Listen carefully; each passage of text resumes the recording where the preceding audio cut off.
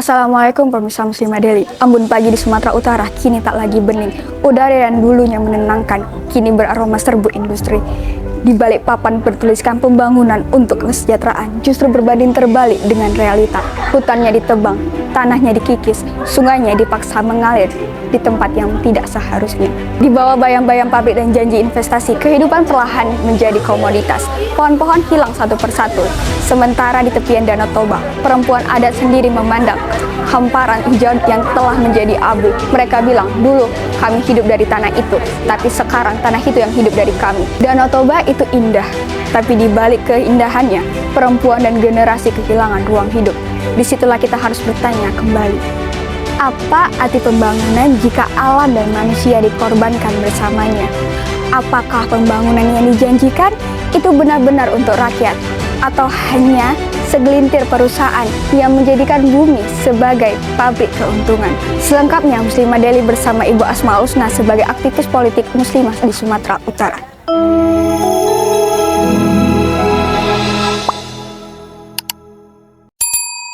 Kalau kita ingin melihat apa yang terjadi pada kasus PT TPL, sebelumnya kita melihat dulu sejak kapan PT TPL itu berdiri. Nah, di awal berdirinya PT TPL ini dulu namanya bernama PT Inti Indorayan Utama begitu ya. Nah, PT ini didirikan sejak 26 April tahun 1983. Nah, kemudian berubah menjadi komersil sejak tanggal 6 April tahun 1989 begitu ya.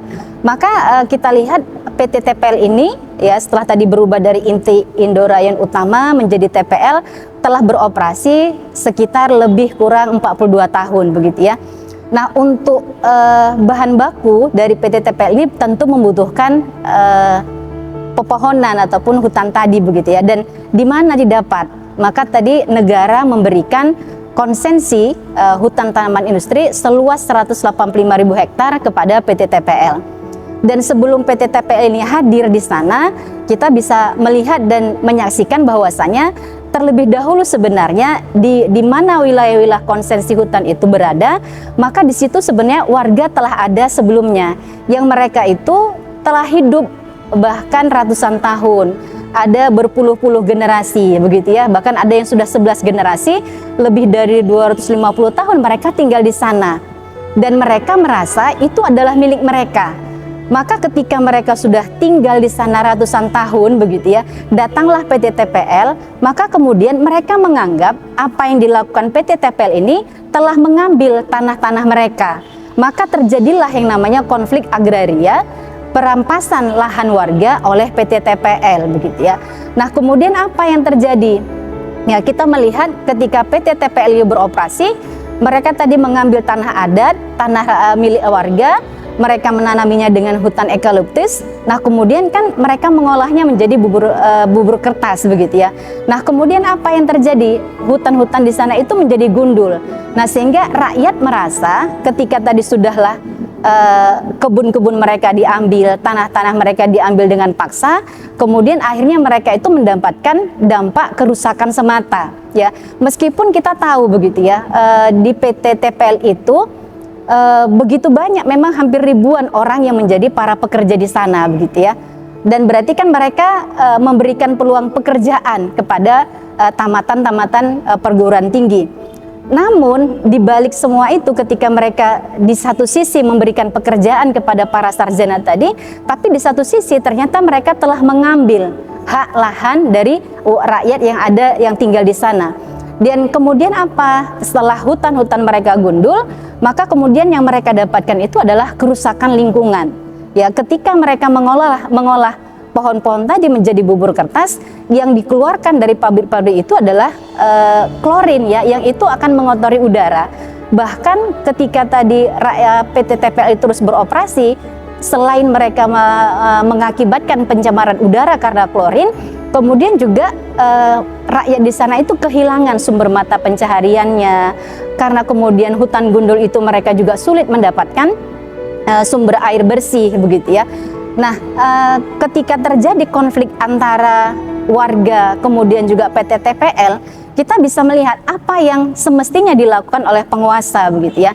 Nah, ternyata ketika rakyat merasa hak-haknya dirampas oleh PT TPL, PT TPL hadir ya dengan aparat dan melakukan tindak kekerasan, ya bahkan tidak hanya kekerasan kepada rakyat di sana, ya sampai mereka itu melakukan penembakan dengan peluru karet, ya kemudian memukuli, ya menyampugi mereka. Bahkan terakhir di bulan Oktober ya, PT TPL itu sampai memblokade ya penduduk di Sipitahorus itu dengan membuat lubang sedalam 3 meter yang mengakibatkan penduduk wilayah itu tidak bisa keluar. Bahkan mereka ke ladang-ladang mereka sendiri pun tidak bisa. Nah, di sini begitu ya, ketika seharusnya negara hadir untuk menyelesaikan masalah yang memang di satu sisi yang memberikan konsesi lahan hutan tadi itu kan sebenarnya negara. Ya, berarti kan PT TPL merasa mereka itu legal untuk beroperasi berdasarkan apa yang diberikan oleh penguasa, pemerintah. Di satu sisi, rakyat ketika tadi mereka sudah hidup ratusan tahun di sana, mereka diambil tanahnya, begitu ya. Sehingga inilah yang terjadi di sana, begitu ya. Jadi ada perampasan lahan berdasarkan undang-undang, sementara rakyat merasa itu juga tanah leluhur mereka yang tidak mereka bisa lepaskan, dan bahkan tanah-tanah itu tempat mereka bergantung hidup, ya maka tidak akan mungkin mereka bisa lepaskan. Dan yang terjadi tadi ketika mereka diambil tanahnya oleh pihak PT TPL yang ditopang oleh negara tadi, rakyat itu hanya mendapatkan kerusakan-kerusakan ekologis, begitu ya. Jadi sebenarnya bukan warga di sekitaran PT TPL saja yang menginginkan penutupan pengoperasian PT TPL. Bahkan di tanggal 10 bulan November kemarin itu ribuan massa berdemonstrasi dari Sekber Oekumenis ke kantor Gubernur Sumatera Utara. Mereka itu menuntut, begitu ya, menuntut penutupan PT TPL karena mereka menganggap PT TPL itu sudah merusak tanah Batak, kemudian tadi sudah merusak ekologis di sana. Kalau kita melihat dampak dari PT TPL kekisruhan agraria, konflik agraria dengan PT TPL ini, kita melihat bukan hanya kaum bapak-bapak ya sebagai korbannya, tapi ternyata ada pihak yang paling menanggung beban, yaitu kaum perempuan, gitu ya. Karena kaum perempuan itu ketika mereka hidup di sekitar kawasan Danau Toba ataupun di sekitar TPL tadi itu, mereka itu bukan hanya menganggap itu sebagai ruang hidup hijau mereka saja, tapi mereka menganggap kawasan itu sebagai dapur mereka, apotik mereka, tempat pembelajaran hidup mereka, di mana mereka itu mengajarkan kepada anak-anak mereka itu keberanian, ya pembelajaran kehidupan, itu semuanya mereka lakukan di sana. Bahkan berdasarkan penelitian yang dilakukan oleh Conversation di tahun 2024, mereka melihat meskipun sebagian lahan ya ada yang dikembalikan kepada warga, tapi bagi pihak perempuan, bagi perempuan itu mengalami beban ganda, baik dari si ekonomi maupun sosial, begitu ya. Nah, karena sebagian tanah mereka tidak dikembalikan, akhirnya mengakibatkan mata pencaharian mereka hilang, gitu ya. Nah, ditambah lagi karena akibat dari kerusakan lingkungan, maka akhirnya mereka harus bekerja keras mencari penghidupan, ya bahkan untuk mencari sumber air pun mereka ternyata sulit. Nah, kemudian apa? Kemiskinan pun juga meningkat, gitu ya. Kemiskinan meningkat, akhirnya namanya tanggung jawab itu tetap ada di pundak mereka. Kita lihat dampak secara ekonomi, begitu ya. Nah, mereka, ke mata pencarian mereka itu bergantung pada lahan-lahan tersebut. Nah, ketika terjadi perampasan lahan tanah-tanah pertanian mereka, jelas akhirnya menghilangkan mata pencaharian mereka. Kemudian lihat dari sisi dampak secara sosial. Nah, kita tidak pungkiri perempuan itu menjadi pihak yang paling rentan mendapatkan perlakuan kekerasan. Bahkan para perempuan di sana pun akhirnya dipukuli, diseret, dicambuk oleh para aparat, begitu ya. Dan dianggap perempuan itu sudahlah mereka rentan terhadap kekerasan, tapi dianggap mereka itu pihak yang bisa dijadikan atau yang pihak terdepan untuk meredam, ya, karena mereka menganggap kalau perempuan itu bisa meredam kekerasan, begitu ya, seperti kasus Lam Toras, begitu ya. Nah, tidak hanya itu, ternyata kasus ini juga berdampak kepada kerusakan lingkungan yang sangat parah. Nah, kalau tadi mereka menganggap itu sebagai ruang hijau hidup bagi mereka, kita lihat sekarang ini, begitu ya, karena tadi luasnya hutan tanaman industri, kemudian tadi berdampak dengan pencemaran lingkungan, pencemaran udara, bahkan yang saat ini kita rasakan bersama, kita lihat bersama dengan cuaca ekstrim, banjir terjadi di mana-mana. Dan kita tidak bisa pungkiri kalau salah satu penyebab banjir dan longsor yang kita alami sekarang itu karena banyaknya hutan-hutan yang gundul. Termasuklah salah satu dari sekian banyak hutan tanaman industri yang dimiliki oleh PT TPL. Itu dampak bagi perempuan. Nah, begitu juga kasus TPL ini berdampak kepada anak-anak, gitu ya. Penganiayaan, kekerasan itu tidak hanya dialami oleh orang tua, atau kasus ini bukan hanya melibatkan mereka saja, tapi di belakang mereka ada begitu anak-anak yang menyaksikan apakah tadi orang tuanya, ayahnya, ibunya yang mengalami kekerasan. Itu mengakibatkan dampak traumatik kepada anak-anak, begitu ya. Nah, sehingga apa? Akhirnya mereka kehilangan ya keberanian ataupun tadi akibat rasa traumatik tadi, mereka tidak bisa lagi hidup sebagaimana mestinya karena sudah kehilangan ruang hidup mereka sendiri, tempat hidup mereka tadi.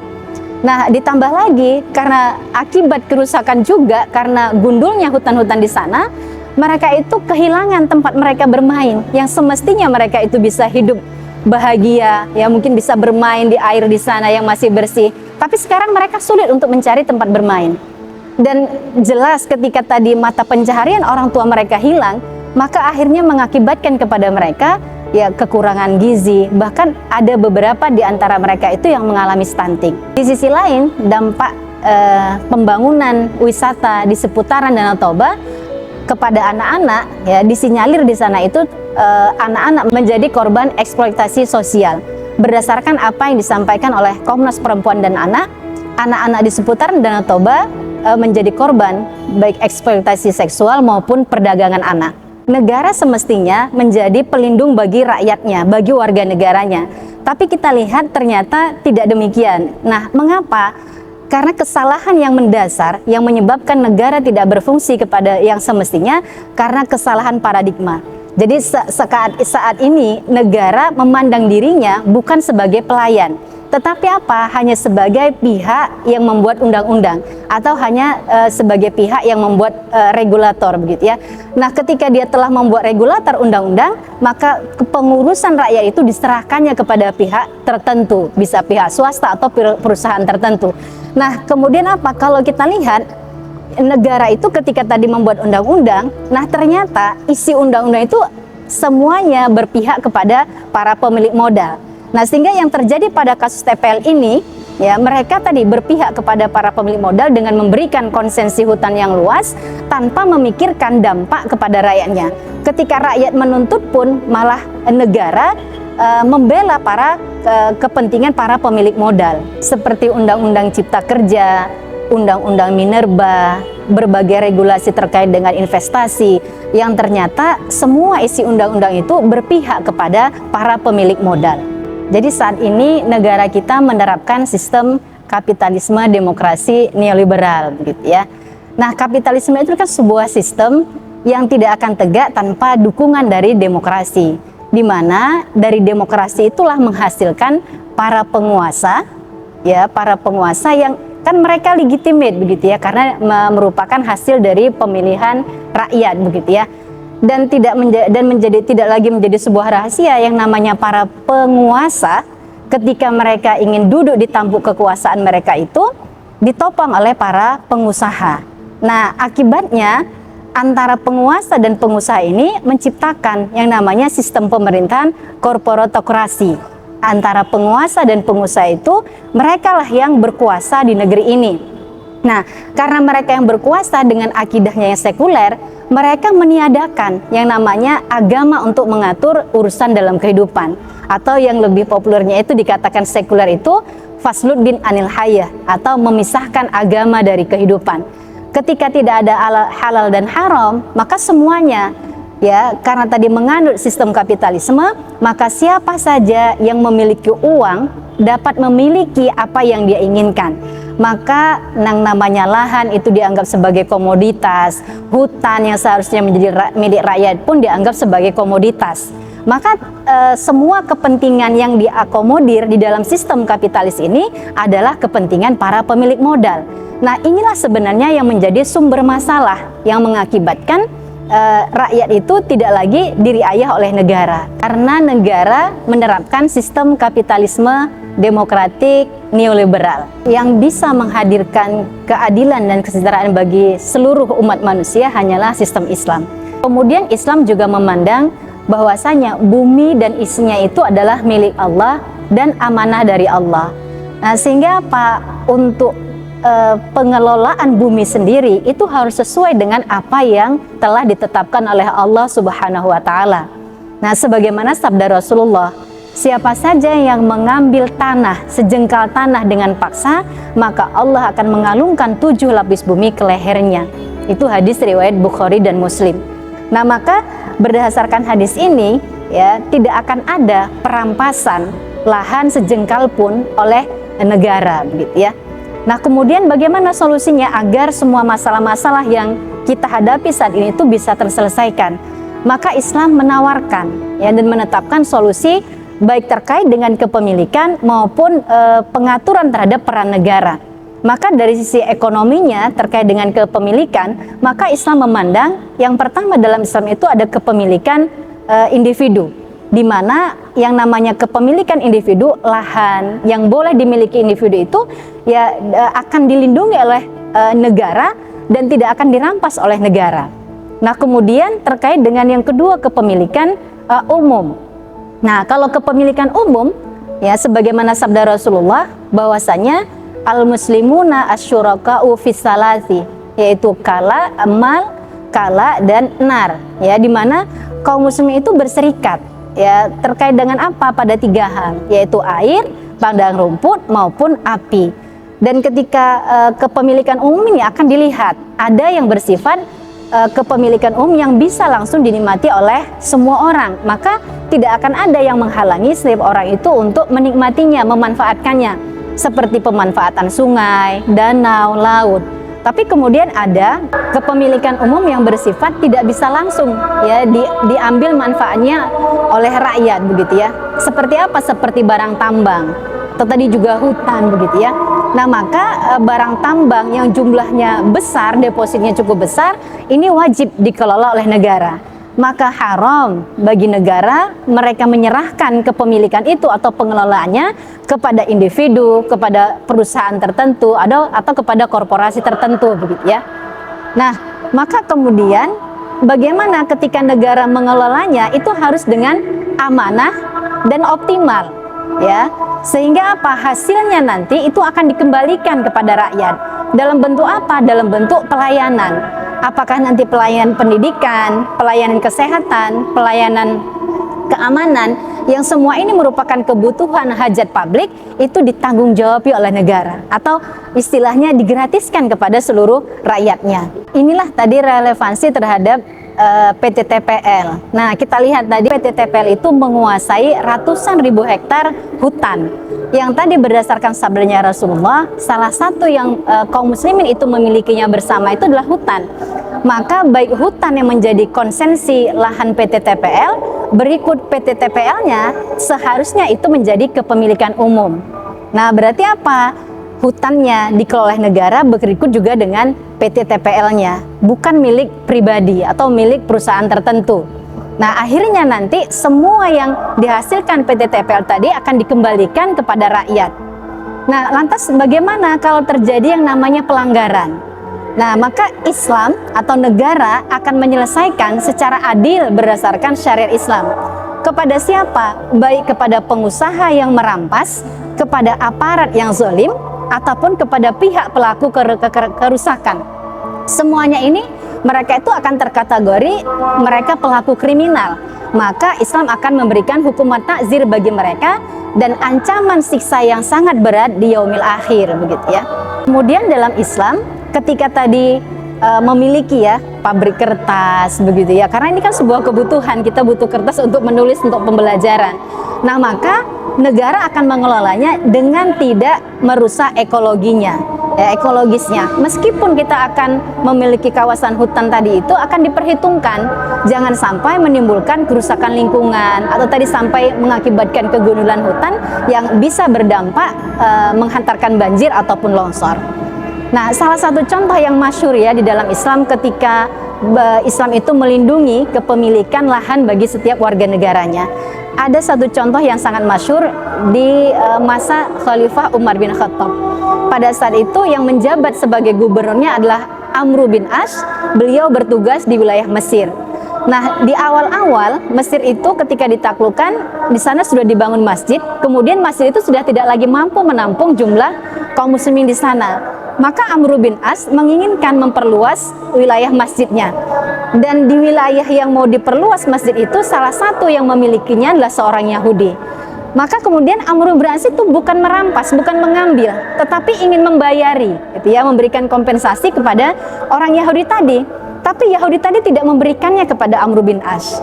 Maka kemudian dia naik, ya, melaporkan apa yang dilakukan oleh Amr bin As kepada Khalifah Umar bin Khattab yang berada di Madinah. Maka dia jauh berjalan menuju Madinah, dan sampai ke Madinah dia bertemu langsung dengan Khalifah Umar bin Khattab dan menceritakan apa yang dialaminya. Maka Umar bin Khattab cukup memberikan sepotong tulang, kemudian menggaris tulang itu dengan pedangnya. Dan dia langsung membawa pulang kepada Amr bin As. Nah, maka ketika bertemu dengan Amr bin As, dia serahkan tulang tersebut, maka Amr bin As itu bergetar, gemetaran melihat apa yang diterimanya dari seorang Yahudi tadi itu. Maka serta-merta Amr bin As itu menyerahkan kembali tanahnya. Maka terheran-heranlah seorang Yahudi tadi, kenapa kok bisa begitu? Maka Amr bin As mengatakan, tahukah engkau makna arti goresan garis lurus di atas pedang ini? Artinya, berbuatlah yang lurus sebagaimana garis di atas pedang ini. Kalau tidak, maka pedangku akan menebas lehermu. Itu pesan Umar bin Khattab. Maka kemudian Yahudi itu masuk Islam karena dia merasa begitu keadilan yang dia dapatkan dari penguasa Islam, dari negara Islam. Nah, begitulah sekelumit kisah bagaimana Islam itu menjaga, memberikan keadilan kepada seluruh warga negaranya. Jangankan kepada setiap muslim, kepada seorang Yahudi pun, maka Islam akan memberikan keadilan dan kesejahteraan. Konflik agraria bukan sekedar berita, tapi luka panjang dari sistem yang menuhankan modal dan juga mengabaikan manusia. Sementara hukum buatan manusia terus berpihak pada pemilik modal. Keadilan sejati hanya akan lahir dari sistem yang berpihak pada wahyu dan kemanusiaan. Sudah saatnya negeri ini menata ulang arah pembangunan, bukan hanya demi ekonomi, tetapi demi keberlangsungan hidup dan juga kehormatan manusia. Wassalamualaikum warahmatullahi wabarakatuh.